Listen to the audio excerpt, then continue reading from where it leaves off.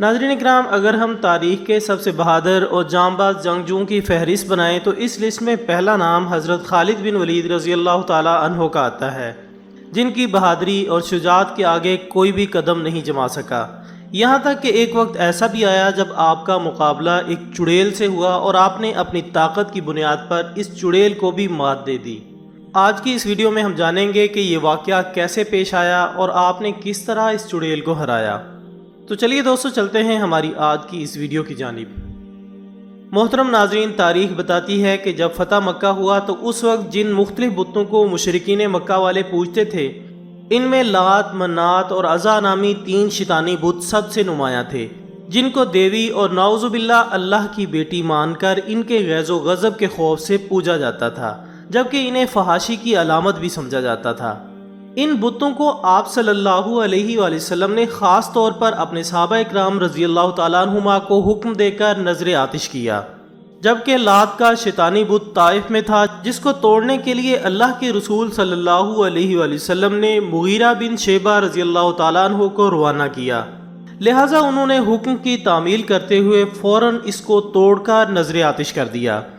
کہتے ہیں کہ عزا، جو کہ ان کا ایک بڑا شیطانی بت تھا، جو کہ وادی نخلا میں درختوں کے ایک جھنڈ کی شکل میں موجود تھا، لہٰذا ان درختوں کو جڑ سے اکھیڑنے کے لیے حضرت خالد بن ولید رضی اللہ تعالیٰ عنہ کو ذمہ داری سونپی گئی اور فرمایا کہ وادی نخلا میں جاؤ، وہاں تمہیں بیری کے 3 درخت نظر آئیں گے، ان میں سے پہلے کو کاٹ ڈالو۔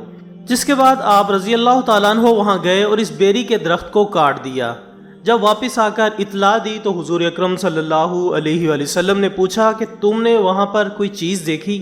اس سوال کے جواب میں حضرت خالد بن ولید رضی اللہ تعالیٰ عنہ نے تعجب سے عرض کیا، یا رسول اللہ صلی اللہ علیہ وآلہ وسلم، نہیں۔ آپ نے فرمایا کہ واپس جاؤ اور دوسرا درخت بھی کاٹ ڈالو۔ حضرت خالد بن ولید رضی اللہ تعالیٰ عنہ نے حکم کی تعمیل کی اور دوسرا درخت بھی کاٹ ڈالا۔ جب واپس آئے تو نبی اکرم صلی اللہ علیہ وآلہ وسلم نے پھر پوچھا کہ کیا تم نے وہاں پر کوئی چیز دیکھی؟ جس پر آپ نے وہی جواب دیا کہ نہیں، میں نے وہاں کچھ نہیں دیکھا۔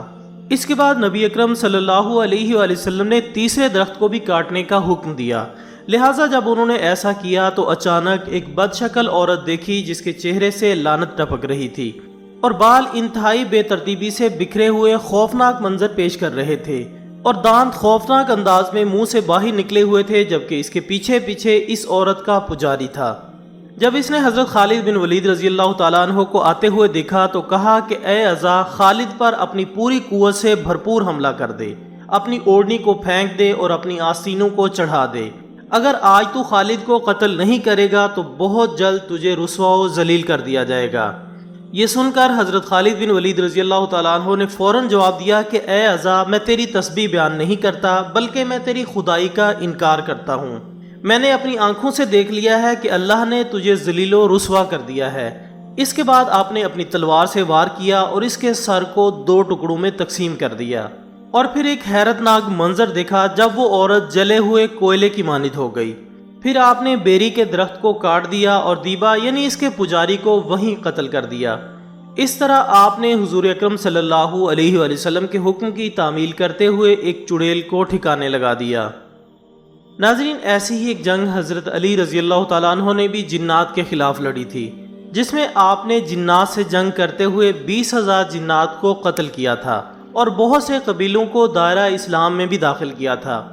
روایات کے مطابق جب جناب رسول اللہ صلی اللہ علیہ وآلہ وسلم جنگ اسکارکس سے واپسی پر ایک اجاڑ وادی سے گزرے تو آپ صلی اللہ علیہ وآلہ وسلم نے صحابہ کرام سے پوچھا کہ یہ کون سا مقام ہے، جس کے جواب میں بتایا گیا کہ اسے وادی کثیب ارکز کہتے ہیں، اور اس جگہ ایک کنواں بھی ہے جس میں وہ جن رہتے ہیں جن کو جناب سلیمان علیہ السلام بھی قابو نہیں کر سکے تھے، اور کہا کہ یہی وہ جگہ ہے جہاں سے تبا یمانی بھی گزرا تھا اور اس کے 10,000 سپاہی انہی جنوں نے مار ڈالے تھے۔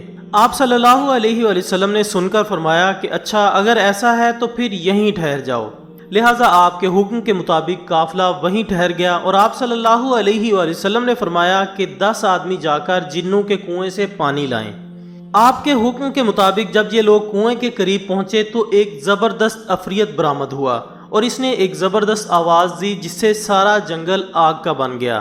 یہ منظر دیکھ کر سب صحابی واپس آ گئے، لیکن ابو العاص صحابی رضی اللہ تعالیٰ عنہ پیچھے ہٹنے کے بجائے آگے بڑھے اور थोड़ी ही देर में जलकर शहीद हो गए। इतने में हज़रत जिब्राईल अलैहिस्सलाम तशरीफ़ लाए और उन्होंने सरवर कायनात रसूल अकरम सल्लल्लाहु अलैहि वसल्लम से अर्ज़ किया कि किसी और को भेजने के बजाय आप इल्म देकर हज़रत अली इब्न अबी तालिब को भेजें। लिहाजा आप सल्लल्लाहु अलैहि वसल्लम ने हज़रत अली इब्न अबी तालिब को इस कुएं की जानिब रवाना किया।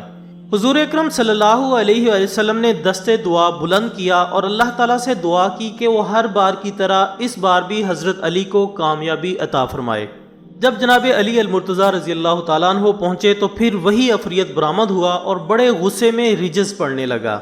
आपने फरमाया कि मैं अली इब्न अबी तालिब हूँ, मेरा शेवा, मेरा अमल सरकशों की सरकोबी करना है। ये सुनकर आप पर उसने ज़बरदस्त करतबी हमला किया। आपने वार खाली देकर उसे जुल्फ़कार से 2 टुकड़ों में तकसीम कर दिया। इसके बाद आग के शोले और धुएं के तूफान कुएं से बरामद हुए और ज़बरदस्त शोर मचा और बेशुमार डरावनी शक्लें सामने आ गईं। हज़रत अली अलैहिस्सलाम ने बरदं व सलामन कहा और चंद आयतें पढ़ी जिससे आग बुझने लगी और धुआं भी हवा में तब्दील होने लगा।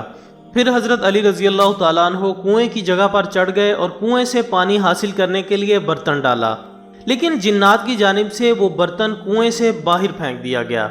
हज़रत अली अलैहिस्सलाम ने कलाम पाक पढ़ा और कहा कि मुकाबले के लिए आ जाओ। ये सुनकर एक और खौफनाक अफरियत बरामद हुआ, लेकिन आपने उसे भी कत्ल कर दिया। बिल आखिर आपने असहाब से कहा कि मैं कमर में रस्सी बांधकर कुएं में उतरता हूँ, तुम रस्सी पकड़ो। असहाब ने रस्सी पकड़ी और हज़रत अली अल-मुर्तज़ा रज़ी अल्लाह ताला अन्हु कुएं में उतर गए। थोड़ी देर के बाद अचानक रस्सी कट गई और हज़रत अली रज़ी अल्लाह ताला अन्हु और सहाबा किराम के दरमियान राब्ता ख़त्म हो गया, जिस पर सहाबा किराम सख्त परेशान हुए और गिरिया करने लगे। इतने में कुएं से चीखो पुकार आने लगी। फिर इसके बाद ये सदा आई कि अली अलैहिस्सलाम हमें पनाह दो। आपने फरमाया कि अगर तुम सब अपनी जान की अमान चाहते हो तो कलमा पढ़ो और अमान हासिल कर लो। लिहाजा फिर इन सब को कलमा पढ़ाया गया। इसके बाद रस्सी डाली गई और अमीरुल मोमिनीन अलैहिस्सलाम 20,000 जिन्नों को कत्ल करके और बहुत से कबाइल को मुसलमान बनाकर कुएं से बरामद हुए। हज़रत अली ने उन्हें इस्लाम कबूल करने वाले जिन्नात में से एक जिन को इनका सरदार मुकर्रर किया, जिसका नाम जाफ़र जिन था।